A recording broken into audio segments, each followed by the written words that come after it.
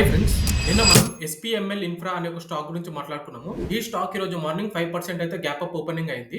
నేనైతే profit booking చేసుకున్నాను. నా టార్గెట్ ఎప్పుడైనా సరే 3-5% మిడిల్ లోనే ఉంటది. 5% తర్వాత ఆ స్టాక్ ఎంతనన్నా కొని నేనైతే 5% లోపట్నే ఎగ్జిట్ అయితే తీసుకుంటాను. అండ్ స్టాప్ లాస్ అయితే 3% పెట్టుకుంటాను. సో 3% స్టాప్ లాస్ అయితే నేను ఇటైతే ఎగ్జిట్ అయిపోతాను. ఈరోజు మార్నింగ్ నుంచి కూడా మార్కెట్ చాలా వాలటైల్ ఉంది. మీరు నిఫ్టీ 50 ఇండెక్స్ చార్ట్ చూసుకున్నా, స్మాల్ క్యాప్ చార్ట్ చూసుకున్నా, మిడ్ క్యాప్ చార్ట్ చూసుకున్నా కూడా ప్రతి దాంట్లో మీకు సెల్లింగ్ ప్రెజర్ అయితే ఉంది. సో దీని వల్ల కొత్త ఎంట్రీస్ అయితే చాలా రిస్కీ. సో నేనైతే ఈరోజు ఏ ట్రేడ్స్ తీసుకోలేదు. కాకపోతే మనకు ఒక 3 ఐపీఓస్ అయితే మంచిగున్నాయి. సో అప్లై చేసుకుంటే కొంచెం మనకి ఒకవేళ అలాట్ అయితే మనకి కొంచెం ప్రాఫిట్స్ అయితే ఛాన్సెస్ అయితే ఉంటాయి.